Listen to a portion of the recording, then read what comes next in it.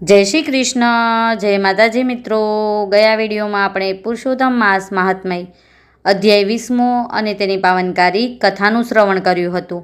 અને આજે આપણે પુરુષોત્તમ માસ મહાત્મય અધ્યાય 21મો કે જેનું નામ છે પુરુષોત્તમ માસની પૂજન વિધિ અને પુરુષોત્તમ માસની પાવનકારી કથા કે જેનું નામ છે દાનના ફળની કથા, તેનું આપણે શ્રવણ કરીશું. અધ્યાય 21મો.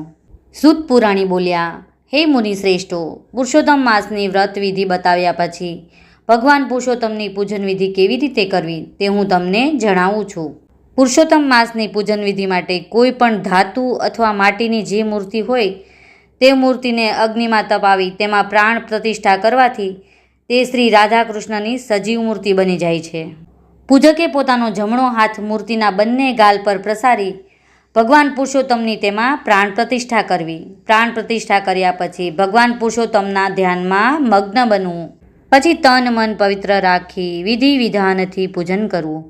બે હાથ ભેગા કરી મસ્તક નમાવી ભગવાનને વિનંતી કરવી, હે પ્રભુ, મારા તરફના પૂજનનો સ્વીકાર કરો.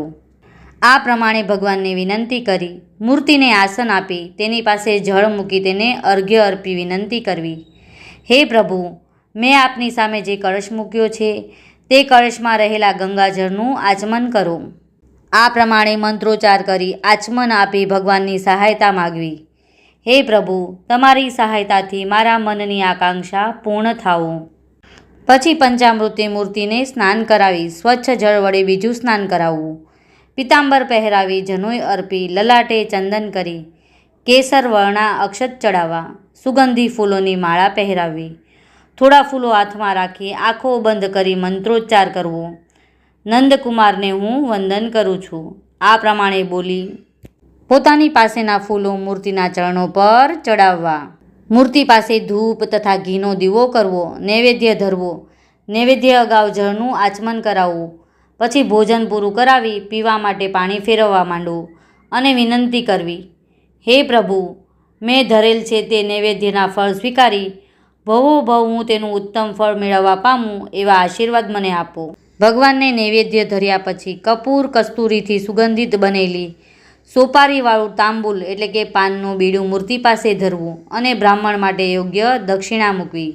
પછી આરતી ઉતારવી, પ્રદક્ષિણા કરવી, ફૂલો ચડાવી બે હાથ ભેગા કરી નમસ્કાર કરવા. આખો માસ 8 પ્રહર ઘીનો દીવો પ્રગટ રાખવો.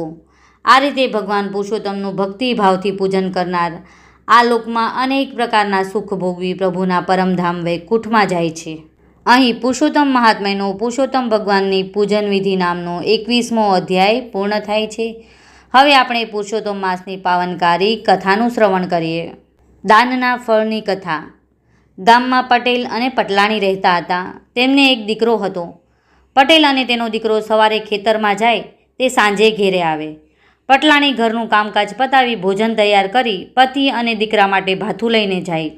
બપોરે ત્રણેય સાથે બેસીને જમે. જમ્યા પછી થોડો આરામ કરી ત્રણેય કામે લાગી જાય. સંધ્યા સમયે ત્રણેય ખેતરેથી ઘેરે જાય. ભોજન કર્યા પછી રાત્રે ત્રણેય ભજન કીર્તન કરે.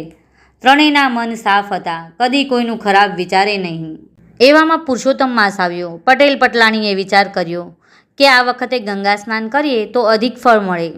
પટેલે 2 ગાડા જોડ્યા. 2 ગાડામાં ઘર વખરી ભરી એક ગાડામાં પટેલ બેઠા અને બીજા ગાડામાં તેમનો દીકરો અને પટલાણી બેઠા. આમ પટેલ ઘર વખરીના 2 ગાડા ભરીને કુટુંબ સાથે ગંગા નહાવા ચાલી નીકળ્યા. ત્રણેય ભગવાનનું સ્મરણ કરતા જાય અને રસ્તો કાપતા જાય. આમ અડધે રસ્તે આવ્યા. બપોરનો સમય થયો. કકડીને ભૂખ લાગી હતી, તેથી તેમણે એક ઝાડ નીચે ગાડા છોડી હાથ પગ ધોઈ જમવા બેઠા. આ બાજુ પુરુષોત્તમ ભગવાનને પોતાના ભક્તનું પારખું લેવાની ઈચ્છા થઈ. તેઓ સંન્યાસીનું રૂપ લઈ જ્યાં પટેલ કુટુંબ જમતું હતું ત્યાં આવ્યા. સંન્યાસીને આવેલ જોઈ પટેલ કુટુંબે તેમને નમસ્કાર કર્યા અને પ્રસાદ લેવા વિનંતી કરી.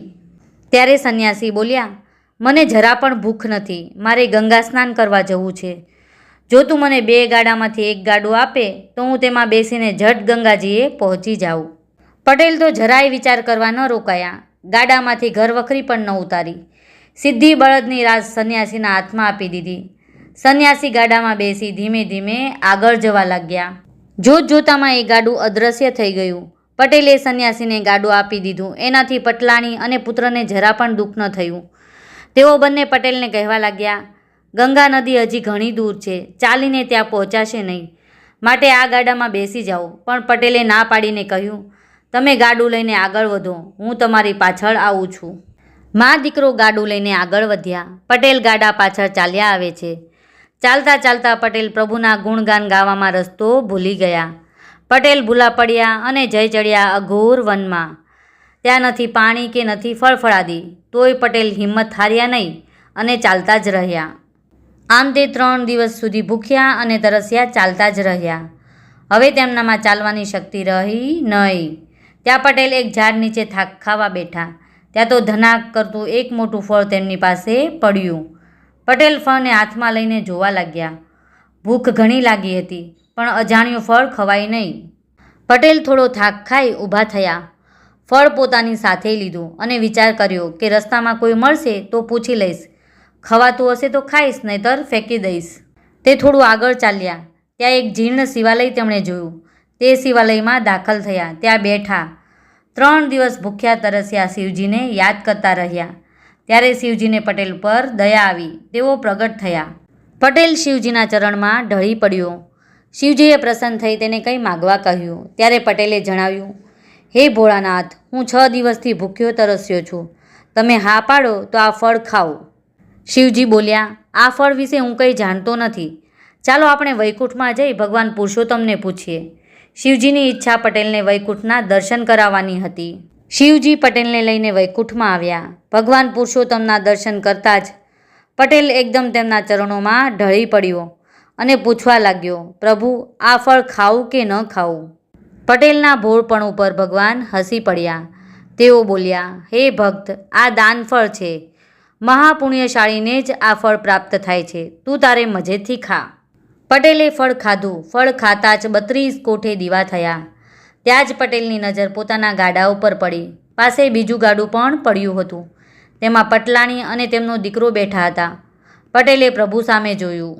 ત્યારે ભગવાન બોલ્યા, હે ભક્ત, તે જરાય ખચકાટ વગર ગાડું આપી દીધું. તેના પુણ્ય ફળ રૂપે તને અને તારા પરિવારને વૈકુંઠ દર્શનનો લાભ મળ્યો છે. હવે તારે વૈકુંઠમાં રહેવું છે કે પૃથ્વી ઉપર જવાની ઈચ્છા છે? ત્યારે પટેલ બોલ્યા, હે પુરુષોત્તમ ભગવાન, મને અને મારા કુટુંબને હવે પૃથ્વી ઉપર જવું નથી. અમે તો વૈકુંઠમાં રહીશું. અમૃત માસે સ્નાન ધ્યાન કરી કરે કે જે દાન, વૈકુંઠ સદેહે ભોગવે રહે સાથ ભગવાન. બોલો પુરુષોત્તમ ભગવાનની જય. જો મિત્રો, તમને મારો આ વિડીયો પસંદ આવ્યો હોય તો મારી ચેનલને સબસ્ક્રાઈબ કરો, વિડીયોને લાઇક કરો અને તમારા મિત્રો સાથે શેર કરો અને કમેન્ટમાં જય શ્રી પુરુષોત્તમ ભગવાન લખવાનું ચૂકશો નહીં. ફરી મળીશું પુરુષોત્તમ માસ મહાત્મ્ય અધ્યાય 22મો અને તેની પાવનકારી કથા સાથે.